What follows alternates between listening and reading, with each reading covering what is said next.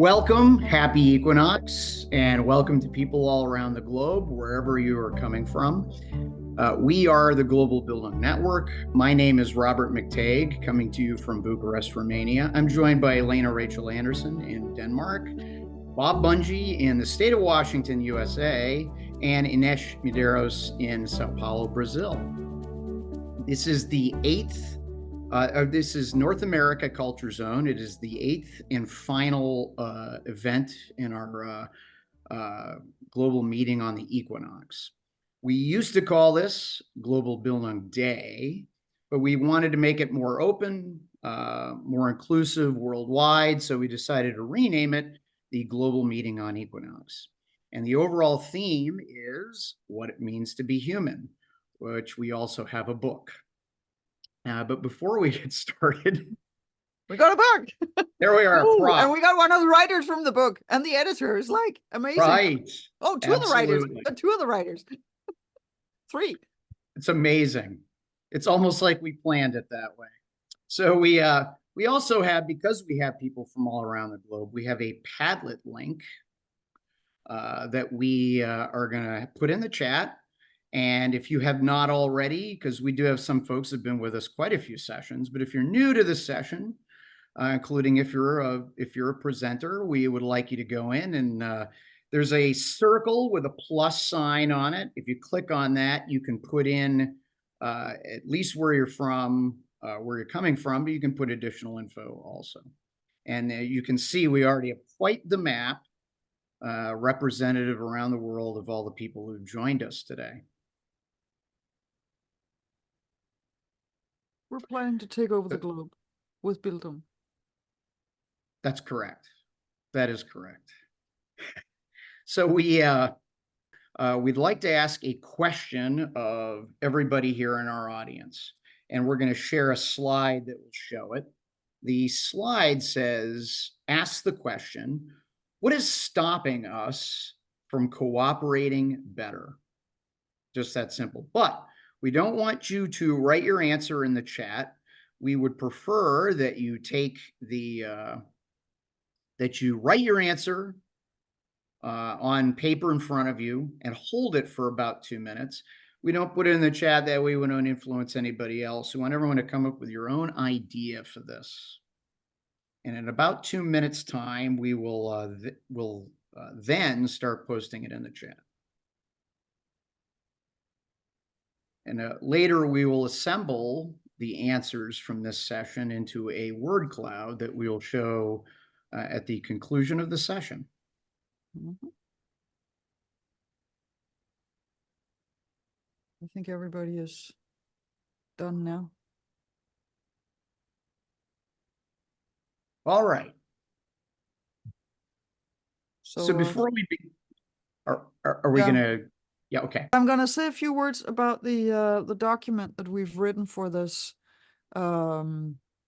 version or edition of the global meeting on Equinox, because we've always had a theme, but we've never had something that people could engage with in advance, and that we will hopefully be able to engage with also after this event.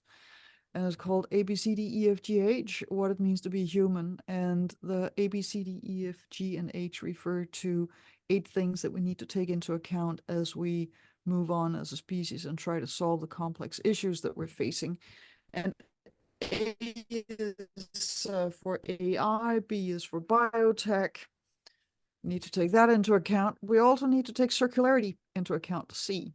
D for demographics, E for education, F for finance, G for global dispersion of knowledge, and H for humanity and humanism and humans that we do need to take care of.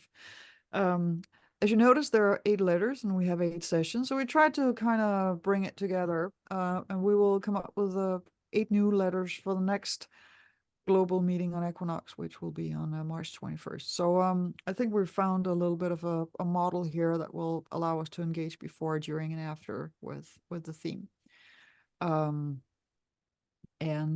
Yeah, and on that note, do we have Fullerin here? Fullerin, could you please turn on your camera and wave to people, because we actually co-wrote the document. There he is. all the way from Nigeria. Thank you all for joining in. Now, Robert, let's get to the presentations and stuff. All right, as Lena said, we've gotten to our eighth session and our eighth letter, which is H, humanity, and all three of our speakers today are going to speak about humanity. Our first speaker is, and I have one other comment, which is we have three speakers, and people are probably wondering, how are we going to cram that much brilliance into 30 minutes of speaking? And the answer is we're going to bend the laws of physics. We want each speaker to try their best to keep to 10 minutes. Our first speaker is a writer, an educator, a futurist, and he has one of the coolest subtitles, most elegant subtitles on his website, working to bring a greater sense of sanity and justice to education. I'd like to introduce the one and only Zach Stein. Hey, thank you, Robert. Lean's good to be here again. I love this event.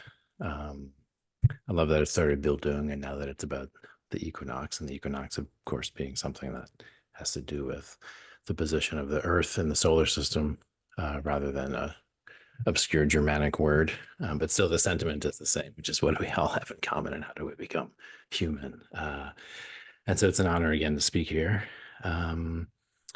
Yeah, Lean sent me the paper A, B, C, D, E, F, G, H. I forget when, some time ago before this, and I agreed to speak to it. And I'm not going to recapitulate it because you can read it. But what was interesting to me when I received it was that, I went to a graduate school of education in part because I wanted to be interdisciplinary, and I saw that education, you had to reform everything if you wanted to reform education. And so in my second book, I write about that. I write about these social miracles. I say, listen, you focus on schools, but you could fix the school and it's still in the neighborhood, and the parents are still who they are, and the food system's still what it is, and the entertainment's still what it is, and the labor market. So I had these 12 social miracles, which were basically about the need to reboot at the level of at least a city, if not at the scale of something larger that would be like a region, or let alone something like a civilization. And so this notion of the A, B, C, D, E, F, G, H, touching on all these points that are actually at the level of civilization itself, but pointing to what's the condition for the possibility of education? Like, how could we actually do it? Meaning Bildung, not as a under laborer for the market or an under laborer for geopolitical social trap, like education was during the Cold War. Like, how could we really do it? What would that look like? It would look like something very different. And so the question is, how deep are the changes that need to occur to allow for real education to occur, which means for humanity to kind of to explore reality in itself in the process of intergenerational transmission to keep this thing going. And the alphabet's an interesting place to start, actually, because A, B, C, D, E, F, G, H is, of course, phonetic alphabet. And the ideographic alphabets are different. And this is a very important thing when we're thinking about global unity. We have to think about where the fundamental bases of important differences that need to be maintained reside.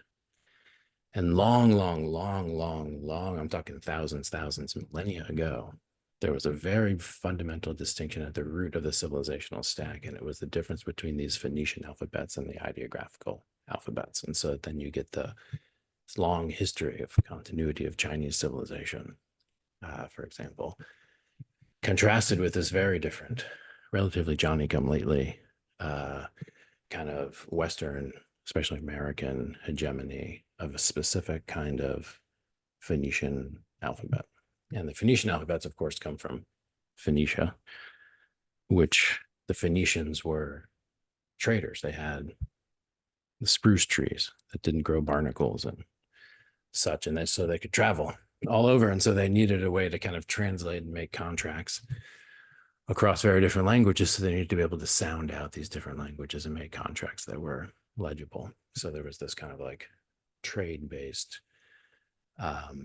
as opposed to very different contexts in which the ideographic alphabets emerged, where you're organizing, very large populations around fragile crops of rice, for example, and So I'm just pointing to, yes, please one world, but not some homogeny. There needs to be synchrony, like the brain. Think about the brain. If your brain is actually in one harmony, you're probably having a seizure. Like the brain's actually in opponent processing based on functional differentiation, which means harmony from unity, which means synchrony. So when we think about global civilization and think about one humanity, we have to think about that. What we call at the Center for World Philosophy and Religion, these kind of like universal grammars of value, which allow for uniqueness, like grammars do.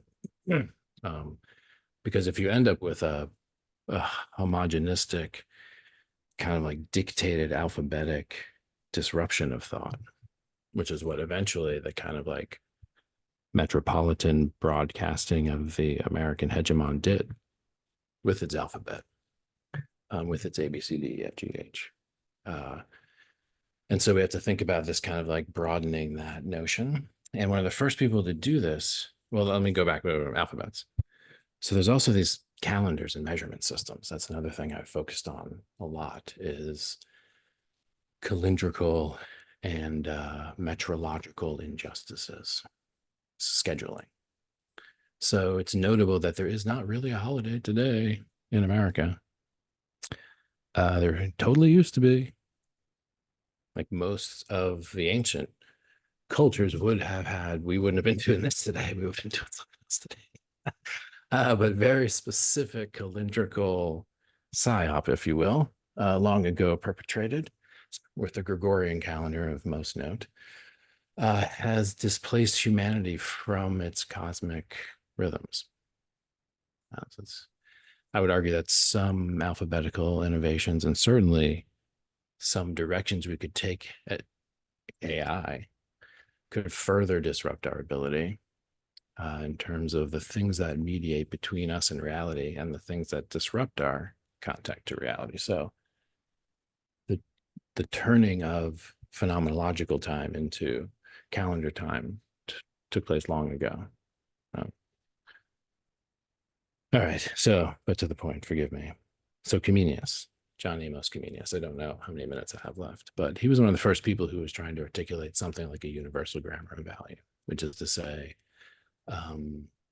how do we, during a time between worlds, in his context, the 30 Years' War, the end of the feudal empire, the beginning of this thing, the Enlightenment, the beginning of Dutch East India Company, Royal Society, all of that, he was part of that transition. But his question was very deep. It was basically like, geez Louise, like we're discovering that the world is a very big place. Like this whole experiment of European civilization is quite precarious. They're fighting wars over the Eucharist, while at the same time beginning what we would now call science. How do we get millions and millions of people who are now in a state of disruption and famine into a state where everyone's reading? No one believes in the divine right of kings anymore. No one believes in the feudal taxation system anymore. We are running printing press enabled bureaucracies that extract capital rather than divinely sanctioned rackets that extract taxes. It was a very, very fundamentally different kind of setup. And Comenius believed education was foundational to that. Now, Comenius's ideas were, I would say, stripped of their context. But at the base of the stack of when we think about Bildung and the base of the stack of what brought us contemporary civilization in its current form, it was this Comenian innovation in the universalization of education. And this is where I'll stop. So the question of what does a new non-foundationalist universalism look like? Remember, it was like, I forget, it's like 85, where it was like, we are the world. Remember that? It was like naive 90s, kind of like universalism. That sucks that we're cynical about that. Like what's a non-naive, non-foundationalist universalism, like a universal grammar of value? It's non-hegemistic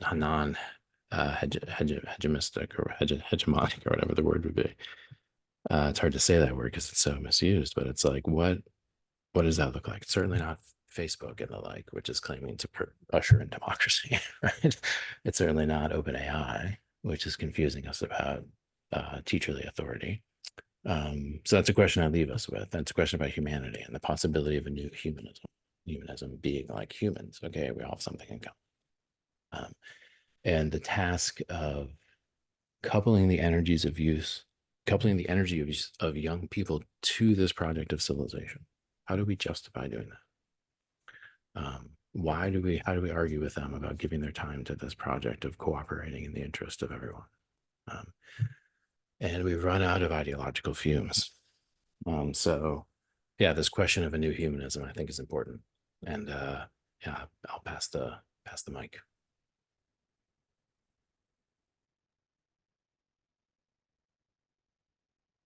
Thank you, Zach. That was great. And we're going to quickly move to our second and then our third speakers. And then we're going to have plenty of time for the breakouts and for Q&A after the breakouts with all of our speakers. Our next speaker is a Canadian psychologist. He's a full professor of psychology at the University of Toronto, Scarborough. And he is an active researcher in both cognitive and educational psychology. Everybody, please welcome Mr. Steve Jordans. Thank you, Robert. Thank you, Lean, for inviting me. I have to say, and thank you, Sandra, by the way, who's the instigator of this. From my perspective, I think Sandra and I are friends from a while back, and I think she's why I'm here among you all.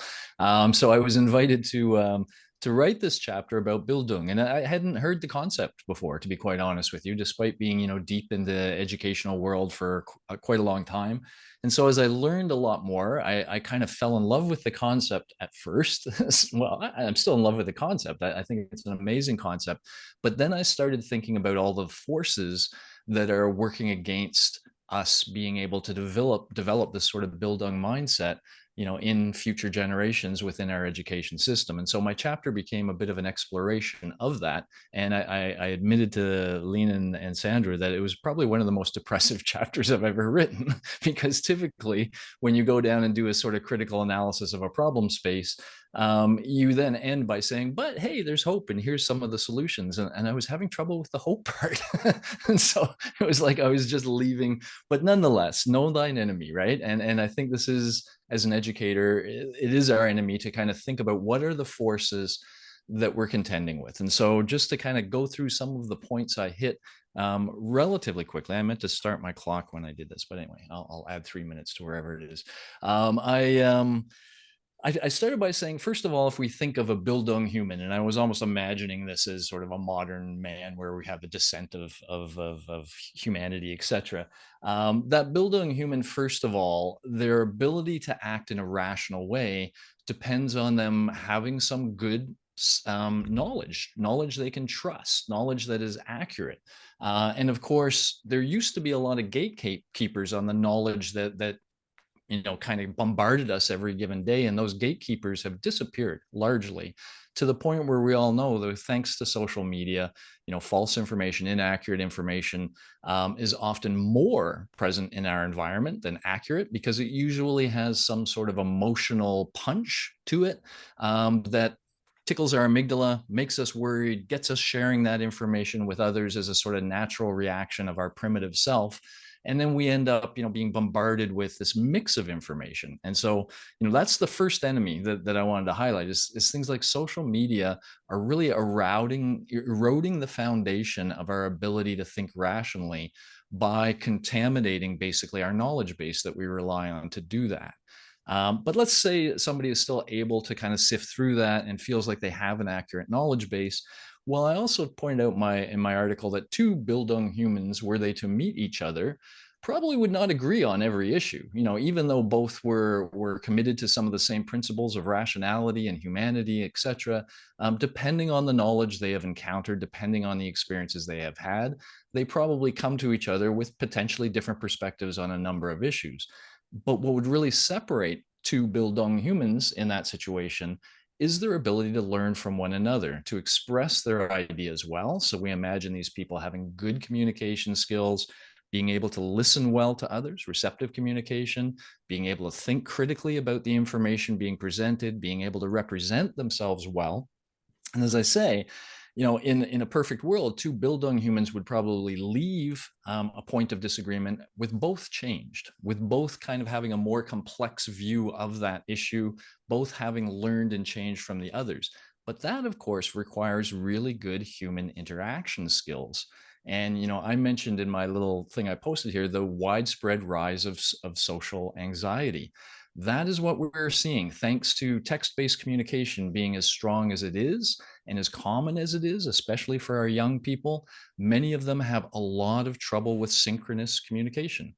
And especially face-to-face synchronous communication. They are anxious and they want to avoid that at all costs.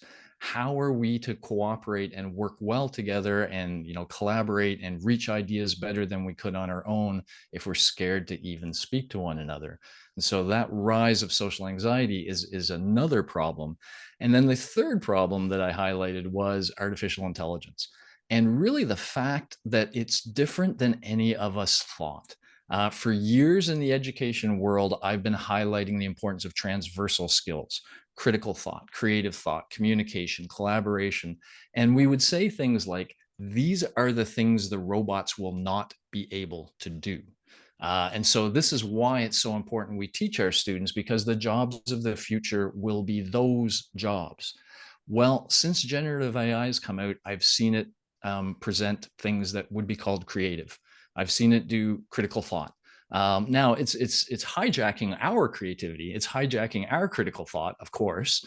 It's not something that's emerging from the AI itself. It's able to harness all of the humanity of the past and mimic it in ways that do these things. But it's also unclear that's not what we mean by human creative thought and human critical thought, that we are, that creative songwriter isn't taking all the music that they've listened to and recombining it in some new way, but still that influence is through.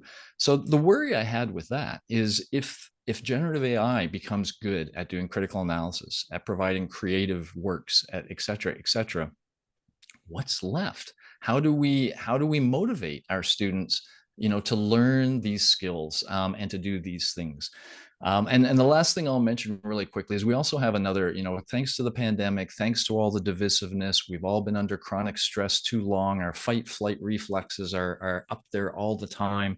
Thanks to this, we've seen a decrease value of society and an increased value of the individual. And this is normal, by the way. When an individual is feeling threatened, we circle the wagons. We worry more about things close to us. We worry less about society and those big sort of, things that we might worry about if we're in a more liberal kind of mindset, for example. And so we see less social caring.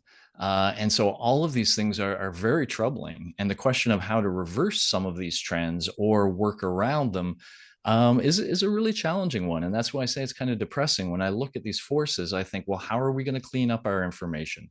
How are we going to deal with this social anxiety issue? And how are we going to get people again thinking about their neighbor and really caring more about the importance of living in a safe society of those sorts? I think those are really significant challenges. And a lot of times it fills my thoughts of how to do those sorts of things. And I don't have solutions, but we're working away on some of it. So that's my sort of depressing little angle on Bildung. Well, thank you, Steve. Amazingly, we are a little bit ahead of schedule, which is just fine because it means we're going to have more time to collaborate, more time to have question and answer with the speakers. So our third speaker has been named one of the world's 10 most influential intellectuals by the Massachusetts Institute of Technology. He's an author, documentarian, and he studies human autonomy in the digital age. His most recently published of his 20 books is titled Survival of the Richest, Escape Fantasies of the Tech Billionaires. I've got to read this. Please welcome Douglas Rushkoff. Hey, thanks for having me. So straight into it, because we only got 10 minutes. I mean, what's left, I think, in answer to previous speaker, what's left is the process. So yes, Chat GPT or one of these things can make the song or write and record the critical analysis of something. But as I see it, the primary value of critical analysis is the process of critical analysis. The primary value of songwriting is the emergence of the song among the people in living space. And that's really what it means as I understand it. And I wrote a book before that one called Team Human, really looking at what does it mean to be human in a digital age. And the way I often start when I'm talking about AI and automation is to say, oh, first they came for the cab drivers. And I said nothing because I'm not a cab driver, and then there was no one, by the time they came for me. And the problem with that construction around automation, that it's coming and taking each of our jobs, is it's not replacing us as people. What it's doing is it's replacing people. We're talking about AI replacing the functions of people, right? People's functions being replaced by technology. Yet, since when do we understand humans in terms of their functions, right? That's the digital media environment's definition of humans, right? We have utility value, we have functions, but that's not what it means to be human. And I think the reason I am optimistic is that AI finally is a clear enough example of a human-like technology to help people see what technology has been doing since technology was technology, that initial impulse of technology, as Francis Bacon might say, to take nature by the forelock, hold her down and submit her to our will, right? To the digital impulse to make the world more tameable and colonizable. And in our case today, the digital impulse to make human beings more digital. And you think about auto-tuning. There's a current accepted aesthetic in the music recording is you take Ariana Grande and get her from to and get her note just perfectly on the quantized 440 hertz A note. And I understand when you're creating product, you want it perfect. But what about auto-tuning James Brown or Tina Turner when they're reaching up for that note? They're reaching up for that note, the being off that note until they're on it or even above it. That's the human interpretation of the song. That's not it. What technologists will call that being off the note, they call that noise. Right? And as a humanist, I call that the signal. The song is the same for everybody. The signal I am getting from James Brown, from Tina Turner, is that reaching up. That's literally the soul of the music and the part that's not recognized on the quantized beats. It's that in-between place. You think about the computer, the digital understanding of time is the ticks of the clock. The human experience of time is the duration between the ticks that the computer doesn't even see. So when I look back on the psychedelic, on the digital, the emergence of digital technology, I think of it as an essentially psychedelic phenomenon. That's where it came from. That's who was making this stuff. And the original set and setting, as it were, the context of the digital renaissance was unleashing the unbridled potential of the collective human imagination.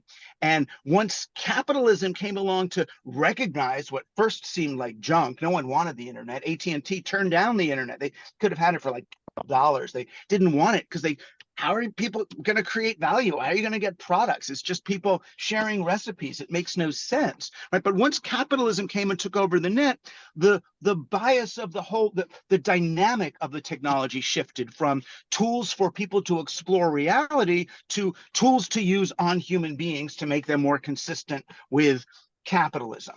And this attitude ended up pervading everything from social justice and climate activism to education itself in terms of assessment and outcomes. And the more digital companies came in, the more the assessments were tuned to show the value of digital, digital materials. If you want to see the value of an iMac based or an iPad based curriculum, is look at the iPad based assessment. They're going to be perfectly married. And the problem with that in education and in the fields that I care about too, in terms of activism and social justice, is the attitude that pervades it is this utilitarian understanding of humans. So we keep saying, and even a couple of our speakers already, we can't help it. I say it. Well, how do we get people to ... Right? Once you have that framework, how are we going to get people to? You're instrumentalizing the human. It's not about how do we get people to blank. It's rather how do we develop, or how do we cultivate a landscape that engenders healthy pro-human attitudes and behaviors. It's setting the stage. Any great teacher knows it's setting the stage, creating the conditions for education to happen, the set and setting around education. So I came up with sort of 4 interventions for how to develop these landscapes rather than do things to people. And I talk about them actually in the republication of a book I did 15 years ago, and didn't realize at the time that it was as right as it turned out to be. It was called Program or Be Programmed, and I meant it kind of as a joke. But now that we are living in a digital landscape that is actively programming us, it kind of makes more sense than I meant at the time. But the 4 things I came up with, the first one is to denaturalize power. And that's to be able to do, this is what you would call critical thinking as educators, to distinguish between social constructions and given circumstances of nature, right? There's so many things, like we talk about AI and jobs. Whenever I get interviewed about AI, what about the jobs? What about the jobs? What about the unemployment problem? Well, if I want to denaturalize power, I look and say, why isn't it an unemployment problem? What about the unemployment solution? Who really wants a job? When were jobs invented? Late Middle Ages, when the chartered monopolies came. We used to have small businesses. What are jobs? I don't want a job. I want money. I want to work. I want to create value. But do I want a job? No. So you can look back and denaturalize anything. Jobs, central currency. And once you've denaturalized power, these institutions like that, it does the second thing I'm asking for, which is to trigger agency, to help people realize that they have the ability to reprogram reality in the ways that they want to, that we're in a read-write reality, not a read-only reality. And once you've triggered people's agency, then the next thing that naturally emerges is they want to socialize. They want to do it together. None of us can do this alone. So how do we engender rapport and solidarity? How do we re-socialize the people so that instead of, buying a minimum viable product drill at Home Depot to make one hole in the wall and then stick it in the garage for a year until it doesn't work anymore, how do we help people summon the courage to knock on their neighbor's door and say, Bob, can I borrow your drill? And then once they're borrowing and playing and lending, they're going to it allows for the collective behaviors that do the 4th thing I'm asking for, which is to cultivate awe.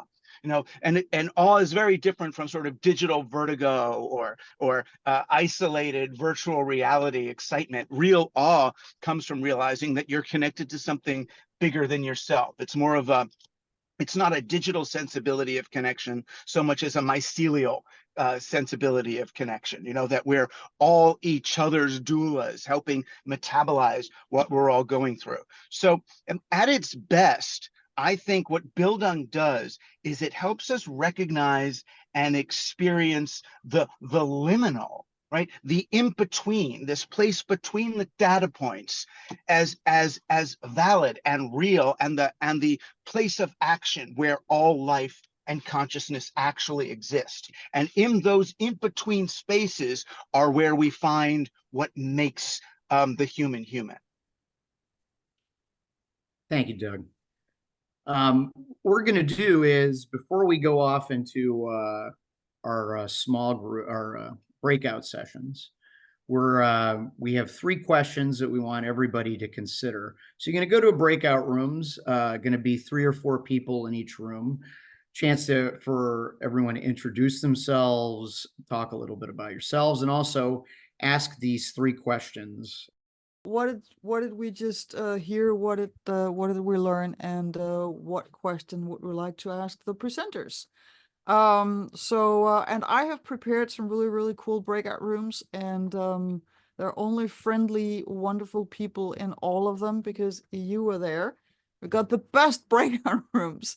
We're gonna keep the speakers in the main room because if we send them out in the breakout rooms, they're just gonna keep talking, and then the rest of you are not gonna be able to say very much to each other, and it will be a lot of fun. And we're looking very much forward to hearing what kind of questions you come up with after the presentation. So see you in 20 minutes and enjoy. So I hope we had productive breakout sessions with everybody. I have a question for our presenters. What path, if any, do you see as the hope for Bildung taking over the world?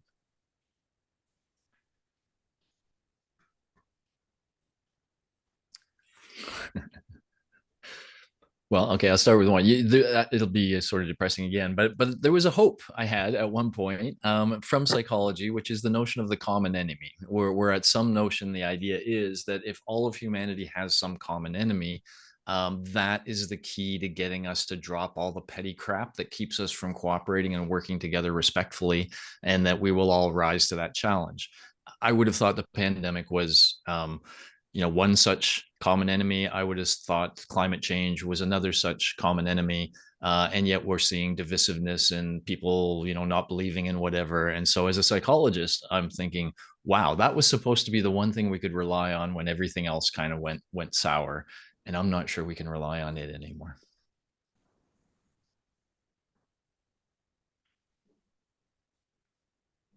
I'm not sure how to answer that. Douglas, do you want to take a run at it, and then I'll see if Well, I mean, I'm still stuck on the construction of the question. Bildung shouldn't want to take over the world. I think if we ask, how can Bildung, or how might we encourage a Bildung approach to learning and communication, then we're getting somewhere. Or might Bildung increasingly inform the way people interact? I think so, especially if we don't care whether they credit Bildung or not. I do, and I'm seeing a more the part of Bildung that I responded to most is the warm data aspect of it. That where she talks about it being the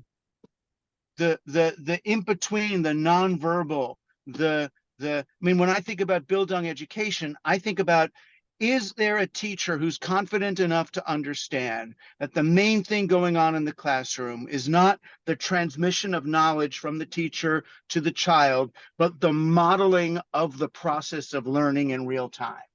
That's what you're doing as a person. And it's a subtle difference, but yes, I do think, and I think that big data and AI and computers in particular will help Bildung informed teachers come to understand the human value that they're bringing, that what they're doing by living in the same space with the kids. And it's either that or we all die very soon. So yes, I think it's happening. Totally, I'm with you on the "we all die soon" thing being prominent. And this, so it's very much like a Bildung or bust type of thing, insofar as Bildung means something kind of broader, which is what Lena is expanding. She's expanding it into that concept, which would try to be something like, education that rehumanizes, kind of like deepens our contact with reality and each other. And we either do that or we all die, and we have to do that at multiple scales. And so I've sometimes talked about the use of machine learning and AI in distributed educational hub networks. So like some type of near-term transitional strategies, taking these schools apart, which are remnants of like industrialism in the Cold War, and putting together an actually digitally enabled system. So we're excited about the AI that's kind of talking to us. But AI does so many other things, including optimize supply chain. And so you can imagine, and drive your car and finance markets and military kill chains and, you know, all kinds. I can talk for hours about all the stuff that AI does that's not large language models. And one of those things is the ability to make a massive skill and time sharing network at the scale of a city, which would enable Ivan Illich's vision of a deschooled society at the scale of a city, which would mean that everyone walking down the street passing one another could be a potential educational relationship. You play piano, that kid wants to learn piano. Outside the school, take the school apart, seed it throughout the city. You know, AIs take your job, great.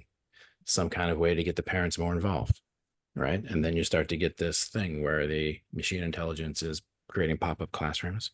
It's providing things like curriculum, but not talking, empowering the right relationships to occur, enabling the maximization of human to human and human reality contact. And you can scale that, but you have to really change the city at the A, B, C, D, E, F, G, H level, meaning like at the level of labor markets, at the level of the food, at the level of what the kids are working on. They can't have bullshit jobs anymore. Schools are bullshit jobs. They have to be fixing problems in their community. That's what kids used to do, kind of, you know, they were working on the farm and they were doing something that was productive to the post, you know, early post Dunbar, you know, sub Dunbar level. There was no bullshit for the kids. It was participating with the parents, doing stuff that needed to be done. So guild-like city scale, pop-up classroom enabling, kind of like, you know, something like that. That's why I am not the guy to build that, but I know that the schools won't get us through. That AI in some sense used that way is better than having it become a teacher. We don't want it teaching, we want it helping teachers. And I think specifically customizing the creation of relationships and things of that nature. So that's my kind of like one strategy. I think that's one strategy. But prior to that strategy is some type of elite conversion strategy where we get a bunch of people to experiment with capital and tech infrastructures at the scale of a city. And that would be cool. I think that's possible. They're going to do it anyway, but they're going to be like techno optimists, like libertarian experiments at the scale of the city. But if we did something else at the scale of the city, that would be pretty cool. So that would be the place to start. And then if that works, then you go. But so that's my probably, you know, too late to hatch that strategy, but it's one. Brandon, did you want to follow on? I know that you. Yeah. I did actually. I want to drill in just a bit because so it's not just that I want to look at the adjacent possible and how to start to implement some of this, given the resources that we have, that we might start to get the ball rolling on some of these efforts to reform our institutions and our culture, to relate better to the environment, to each other, to be more sustainable, more just. Okay. But I also want to think about, okay, I like this one model by the Berkana Institute, which is the two loops model, wherein the upper loop is like the status quo of the mainstream institutions. You know, we are going to need to rely on these institutions one way or another. Though there are these institutions that, you know, governmental, economic, et cetera, and they're in the process of decline. There's like a down curve, and then there's an emergent order coming from the lower curve. So it's a little bit like Joseph Tainter's S curve, but the two curves are not exactly connected to each other, and implying that, okay, some institutions eventually decay and die and then need to be hospiced, and providing the impetus for a new emergent order. And I think that's kind of where we are, but I think we need both sides of that. So a little bit of a variation on Bucky Fuller saying that we are going to need to make the existing institutions obsolete with new institutions. But I think that we do need that to simultaneously evolve our existing institutions. I also think that we probably need an integration across the sectors, the governmental, the private sector, private enterprise, and the civil society. So I'm wondering if any of the panelists here have some ideas about how we can start to do that, how we can start to make some progress on this, you know, given the resources we have available. Sure. I guess I'll start again. It's funny. I've written sort of 2 chapters related to the future of education. One that's kind of like blow up everything and what would the future look like, and another one more like what you're talking about. What is sort of an interim sort of step that works within the constraints of what we have, and but makes things better. One idea I'll throw out there in that regard to kind of get people thinking. And again, I'm one of these guys that sometimes harnesses AI to solve the problems of technology, which seems a little odd. But here's a thought. Right now we use a lot of standardized testing. It was meant to promote equity in education and a bunch of other things, and it generally does not do a good job, partly because we rely on multiple choice tests, which really do not allow us to assess what most of us would consider valuable learning. It becomes all knowledge transmission. And then you get teachers teaching to the test, which means they're not even teaching the things that we would value. And so the notion is to create something, and forgive me for this, I apologize, called HAL, the Holistic Assessment of Learning. So basically, it's like the model that was used heavily in Britain, where students, if they wanted to learn something, they'd be asked to go out, learn all they can, and then they would sit for an interview with a professor or an expert, and spend a while having an oral assessment. And that oral assessment could be really rich and detailed. It could get into skills and other things. And so the notion is, can we create an AI that could do these sorts of assessments and allow us to do them at any scale, so that now suddenly we're looking at an assessment that can be sensitive to critical thought, creative thought, collaboration, communication, all the things we value. And if that's being rewarded, then teachers will teach to that. And that's exactly what we want. So we could imagine that holistic assessment of learning to be very much in line with a lot of Bildung sort of principles. And as soon as that becomes the dominant form of assessment in all the schools, that would drive and support innovation that's aligned with that assessment. So that's one notion of how something like that could happen within the current system. Is anyone building that? We have a grant in to the Spencer Foundation to but we are building. I mean, I can give you some stuff of what's going on behind the scenes. So we're slowly building it as we're trying to, of course, get funding to support building it properly. But I have a nice proposal. If anybody would like to see the full out proposal that lays stuff out, happy to share that.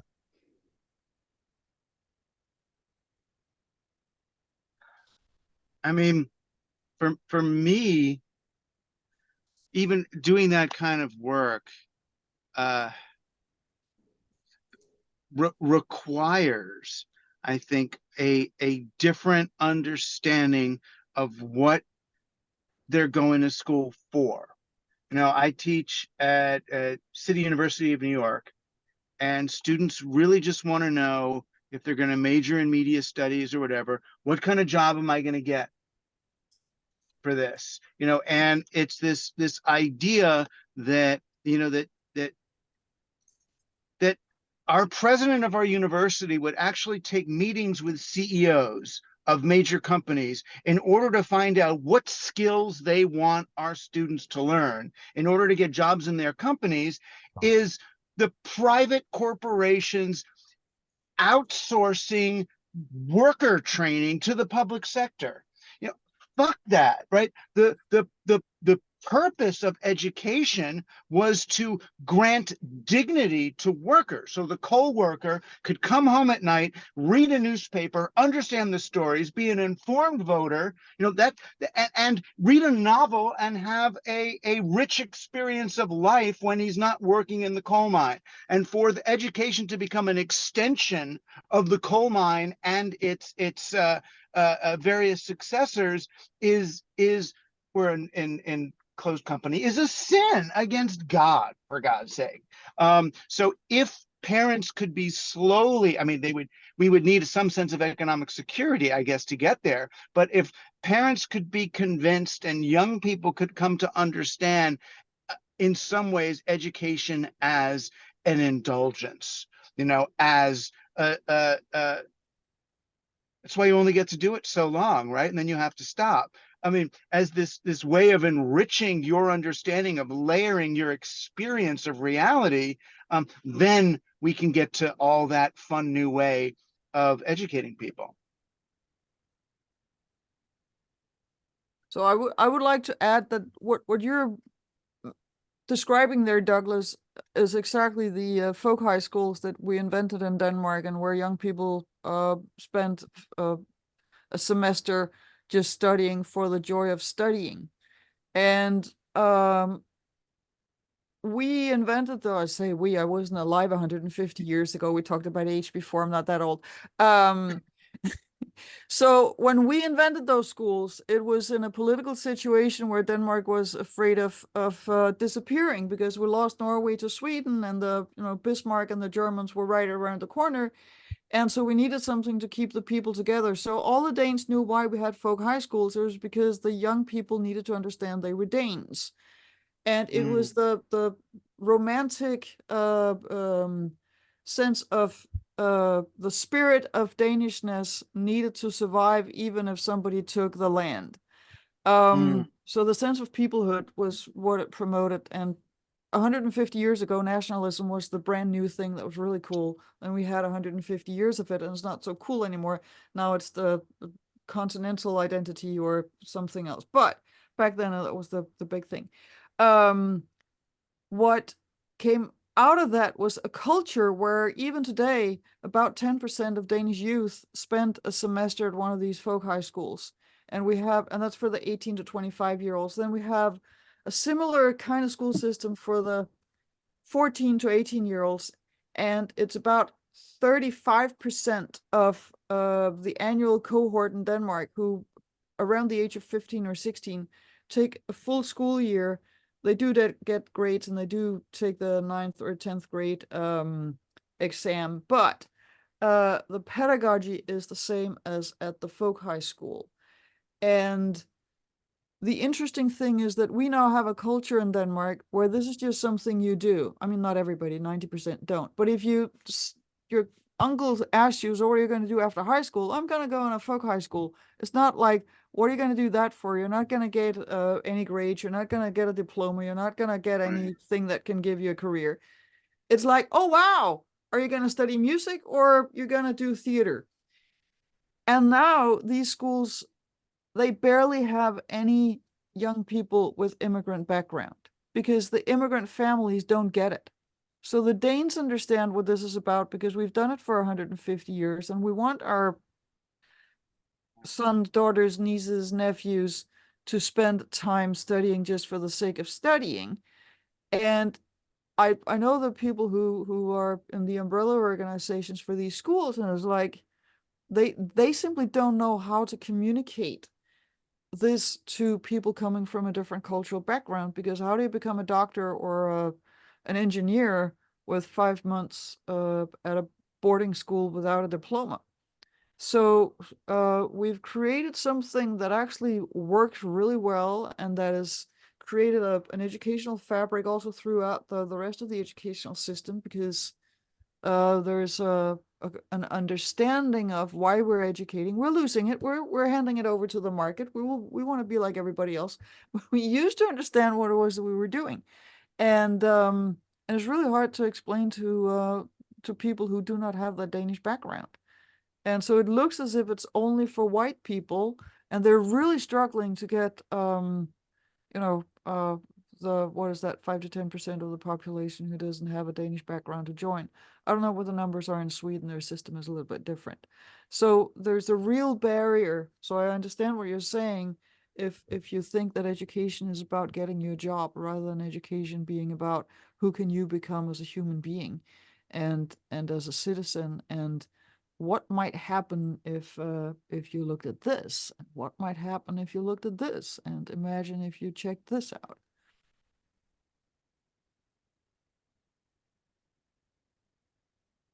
Great. Owen, did you want to ask a question? Yeah, it kind of hops off of that a little bit. But I've just been sort of thinking about how, when we're talking about AI and we're talking about human potential, I'm curious, if we're defining ourselves in opposition to AI, where that runs into pitfalls, and how things like post-humanism can come into play there. And then Douglas, you also mentioned a mycelial model. And I wonder if any of you could speak in some sector there. Yeah. Yeah, I'd be happy to do that. So there's at the University of Sydney, I think this winter, there's a first ever conference on collective intelligence for education. And I'm putting a paper in there. And in that paper, I talk about this very specific thing, which I call the status conferral. And I say that it is a threat to the conditions for the possibility of collective intelligence, meaning something very specific. Humans are different from monkeys, for example. So to like get at your point, how is this different kind of intelligence? Let's look at the difference between humans and other things that would presumably be a lot more like them. So comparative psychology, how are monkeys different than humans? One of the main ways, this is Tomasello at the Max Planck Institute, is extended long form joint attentional situations. Joint attention being me and you together looking at this. So joint attention over long durations, meaning like with mom for a long time, specifically asymmetric joint attention, meaning intergenerational transmission, is unique to humans, full stop. It boots from this ability to have joint attentional situations, which has to do with collective intelligence. So we are together looking at this. We're smarter together than not with regards to that, like hunting, right? For example, or keeping fire that you got from lightning alive, like and passing it through the thing, something like very basic rudimentary. How are we different from primates? So that's key to get. Now, the next thing you have to get is that to have a joint attentional situation, you have to have this relation of empathy, right? This relation of the conferral of personhood to the conspecific, right? So the little humans aren't going hanging out with monkeys and aren't going hanging out with gazelles and stuff. They're hanging out with mom or other people who are humans. They're conferring the status of personhood that allows for there to be this relationship. And more specifically, if you're in a joint attentional situation with a human and they're using language, it takes a while to get language. They're responsible for what they say. This is very important. Being a language using creature means that you are responsible for what you say. Full stop. Doesn't mean you're representing the world, actually. More fundamental, being a language using creature means having a status conferred upon you as being a member of a discourse. Being a member of a discourse means you're responsible for what you say. Very key. We don't hold monkeys responsible in the same way we hold humans responsible. We don't hold little kids responsible in the same way we hold adults responsible, because it takes a while to be conferred the status of discourse entry into moral discourses of certain kinds. So we think of language using in this abstract left hemispheric way, when in fact language using is an intricately intersubjective process, and it relies on this conferral of statuses. Tomasello looks at that. Bob Selman looked at the development of intersubjective perspective taking. Well researched. Monkeys don't do it. AI doesn't do it. Full stop. AI is not a language using creature, which means it is not responsible for what it says. So think about that. It's not responsible for what it says.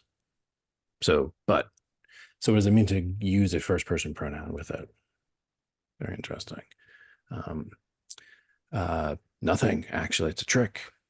My car's not responsible for what it does because it's a tool. It's technology.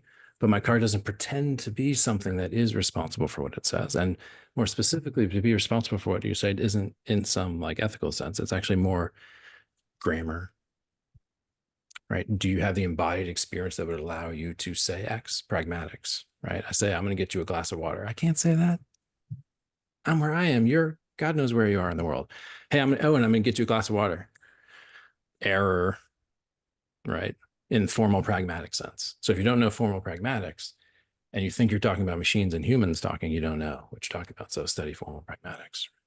Formal pragmatics, Habermasian speech act theory gets you in a situation when you realize that language use is not some abstract thing. It's an embodied thing. That in fact, when someone says, hey, Zach, I'm going to get you a glass of water right now, Owen, you can't take me seriously. I can't be responsible really for that situation. I've violated a presupposition of communication. AI violates presuppositions of communication every time it pretends to communicate with you because it's not a language using creature. It's a vast inscrutable matrix that designers don't even know how it works. And if you jailbreak it, they have no idea what it's going to do to you. So you have to start there. And then you think, okay, right, do you really want to couple your brain to that? Like, we have a very fundamental categorical error being made by the technological elite, very fundamental philosophical error being made by the technological elite that suggests a kind of left hemispheric asymmetry that McGilchrist would speak to, which would suggest very fundamental symbol grounding lack, meaning they're nuts. So, and these are the same people who are the post-humanists, who are, Sam Altman, for example, has a little thing around his neck where if he dies, they cut his head off and they freeze it so that he can be woken up later, presumably to be plugged into some AI matrix that he's on the way towards building that would allow him to live forever. Interesting. Not a worldview or life strategy held by the majority of people affected by his technology. Not a worldview held by the majority of people on the planet. Not a worldview most people would think is sane. This guy's about to make the biggest VC raise in history. So go figure. So that's my view. I think post-humanism is a ideological ploy to continue to aggregate power to a technocratic elite that is experimenting on vast populations with advanced technologies and tricking huge populations into thinking that machines are language-using creatures when they are tools being made and distributed for profit as consumer technologies. So that's my sense there. So obviously I'm a little bit against the whole post-humanism thing. And I kind of use that as like a soapbox. So this is not you, Owen. I'm not attacking you at all. You seem amazing and beautiful for asking the question. I just had to kind of like say, like, when you think about comparing AI and humans, no one's really actually doing it seriously. It's rather flippant.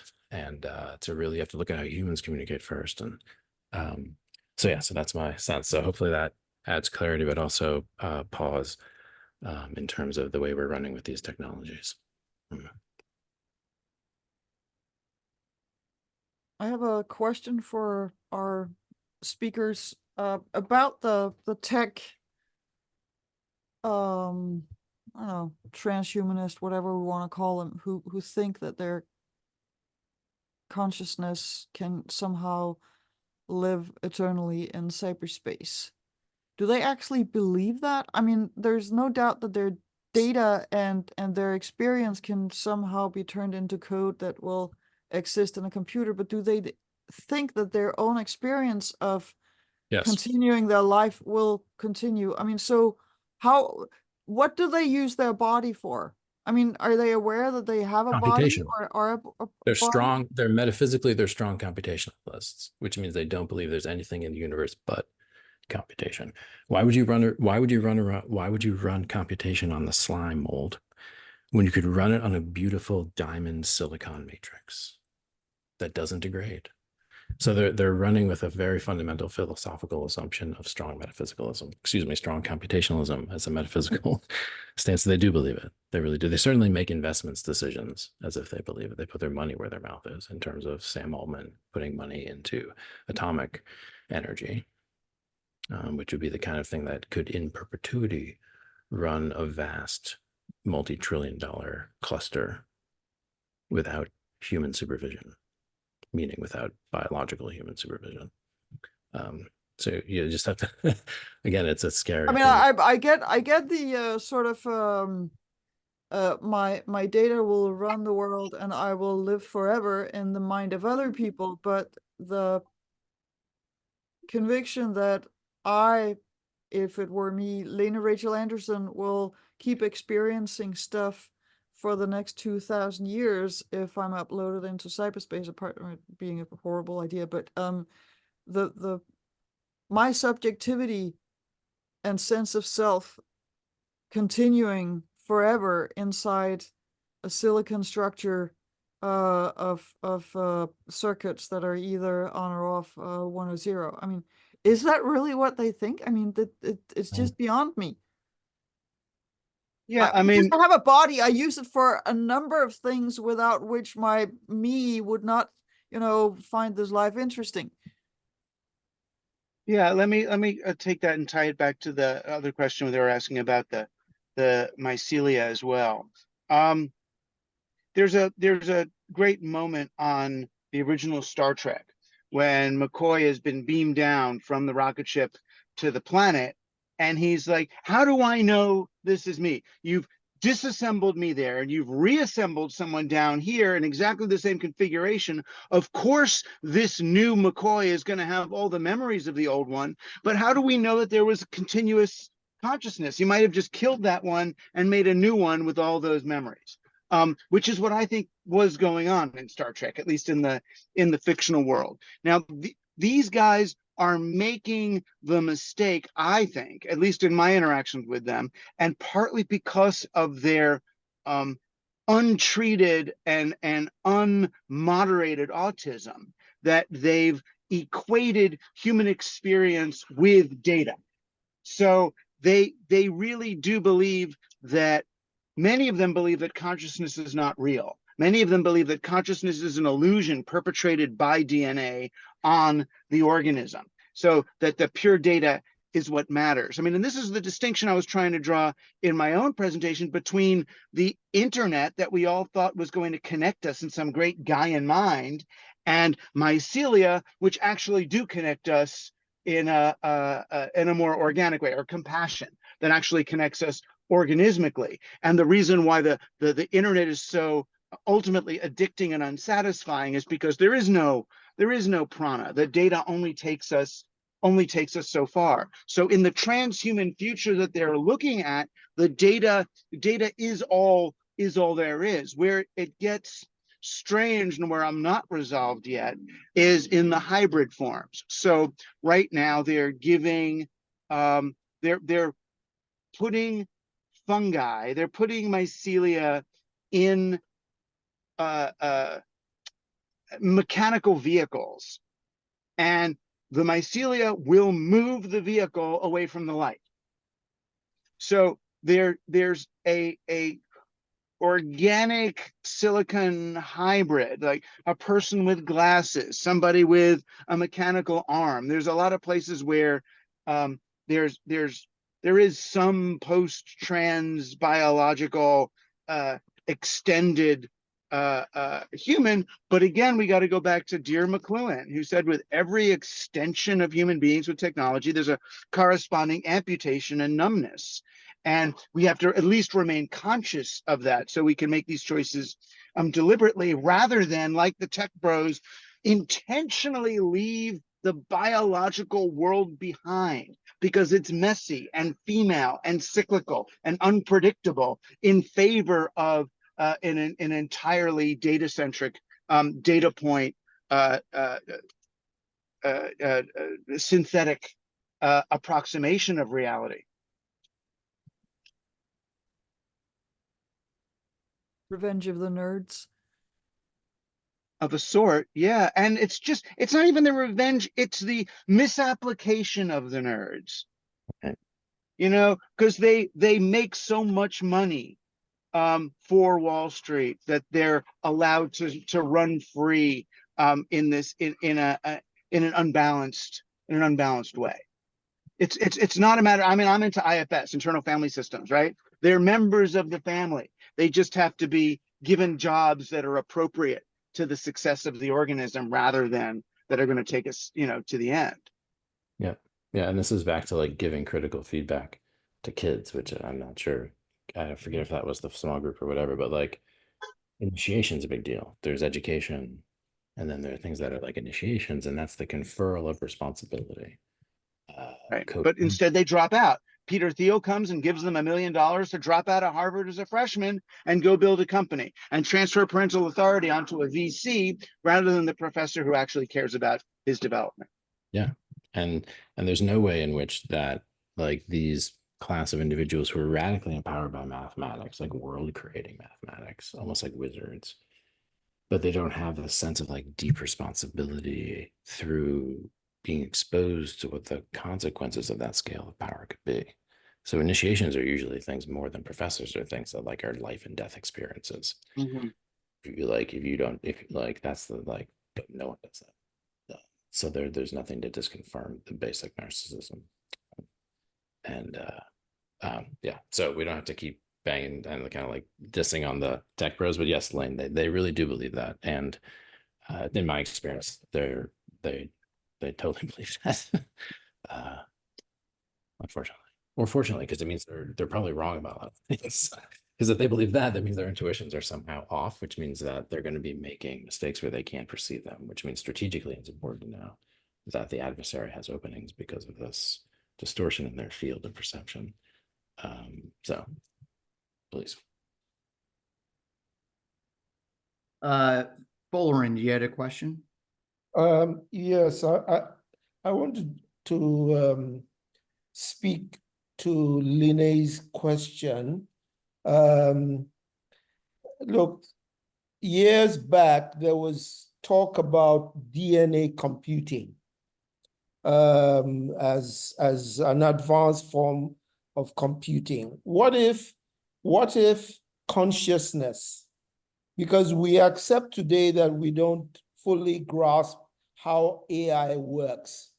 What if consciousness is in fact a series of biological algorithms, I don't know, written by God on his way to another dimension? And here we are saying that, you know, this algorithm placed in an inefficient carbon life form, which is us, is what is human. But if you place that same algorithm on a silicon platform, somehow we've lost everything. It might even be possible that in future, you'll be able to transfer that same algorithm from the silicon life form back to another synthetic carbon life form if you so choose. You know, what's to say that this is not a distinct possibility? Yeah. Well, this has been what my work's been about for the past 15 years, since I got into a big knockdown, drag out argument with Ray Kurzweil about just what's going on here, right? So if, like Richard Dawkins and Daniel Dennett and Ray Kurzweil and many staunch atheists, actually, obstinate atheists, not regular atheists, if you believe that consciousness is an emergent property of complex matter, right, and that human beings are one stage in information's evolutionary migration to more complex compatible housing, then Ray Kurzweil is right. Human beings should pass the evolutionary torch to computers once they are more complex than us and accept our inevitable extinction. You know, keep the lights on for the computers and then leave. If, however, you believe that consciousness precedes matter, right, that consciousness is and it's a more maybe a slightly more spiritual or certainly Wittgensteinian understanding of or a Wittgensteinian acceptance of multiple systems of meaning. If, like me or like Lee Smolin, the physicist, you believe that time precedes matter and consciousness precedes complexity, that the universe is groping towards something, that it's animated by something, then Ray Kurzweil's discontinuity from biological life to silicon mechanization will be horrifying to you. And it's not worth the extinction of biology. And as we're seeing, as any neurologist or biologist will tell you, we have no idea what's going on in even a single square centimeter of soil. It's still too complex for us to understand. And just because AIs can pass the Turing test does not mean they are human. It means human beings are simply too stupid to be able to see the difference between a thinking machine and a living being. But there's too much at stake. There's too much at stake to let boys who got their billions before the myelin sheaths were were even grown around their frontal lobes to make the decision on behalf of human civilization that we should surrender biology to its silicon successor. The jury is out at the very least. So my quick, for Fulleran's sort of setup, I still remember Blade Runner as a kid. And I still remember the basic concept of Blade Runner. If any of you don't, the basic concept being that, hey, there are these androids, and everybody knew they were androids and treated them a certain way. And to make them really seem human, they gave them all memories. So whatever that android, it had memories of itself as a child and things that it did when it was young and everything that happened when it grew up. And once you gave it the memories, it started to think of a self, which is part of this consciousness thing, right? Once we start thinking of ourself and we start thinking the preservation of ourself, well, then the most important way to preserve ourself is to connect with other humans. That brings us safety and it brings us all sorts of things. And so you could imagine, in that something as simple as that. And if there's one thing we should learn from generative AI is, man, that algorithm is simple. It's just based on everything I know and everything I have, what should come next? And it's able to do these complex things with an extremely simple algorithm. Could it be that adding a memory system to these things and adding a motivation system to these things, giving them desires so they can self-initiate behavior instead of being told what to do, could create androids, especially if we could get the body right, that would be almost indistinguishable from a human being. And then that raises that whole issue of, what is human consciousness? And if these androids start to desire the same things that a human desires, safety, security, maybe living in a society with others, you can get into this really interesting confusion about, what is consciousness, and do we have to go to that full out spiritual whatever, or is it just some sense of self, a preservation of self, and does that lead to a lot of the behaviors that we call human? And could we see those in could we see that just emerge from another android that had been set up that way? It's a fascinating, and so these things are great to think about.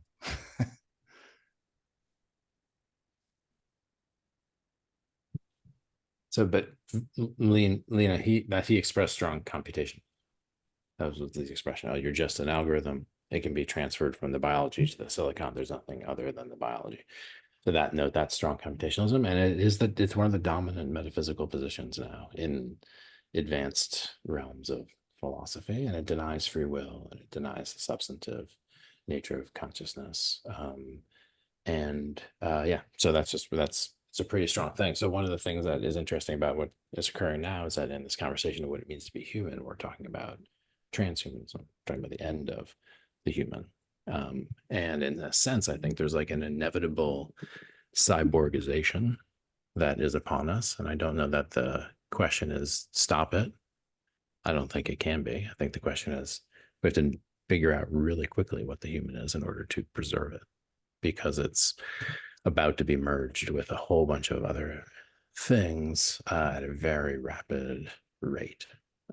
And so I think, it's just interesting to me that instead of looking back at history for what the human is, we're actually in a position to be like forced into a very deep reckoning with what is most fundamental about us as we start to get neural implants and basically make it so that our lives cannot be run without the accompaniment of really, really advanced technology. It's already the case, but not like subdermally, meaning like below the skin. So I think, future's coming quick. The kids will be the first ones to be experimented on, because they always are. The adults got to choose whether they wanted the vaccine. The kids didn't. You know what I mean? So like the kids don't get to choose if they use computers in school or not. So the kids will be the first guinea pigs in terms of the cyborgization. They kind of already are. So it's the adult's responsibility to figure out what the human is before the kids are all subject to cyborgization against their will.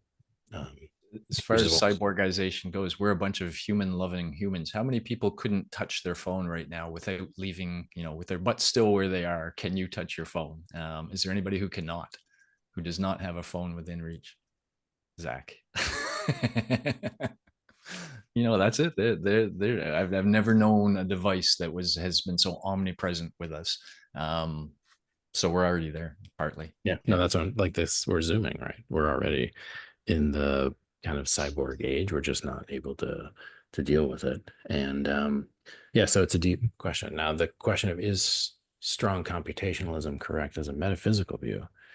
That's interesting because no one wants to have that actual conversation. None of these guys actually want to have that conversation.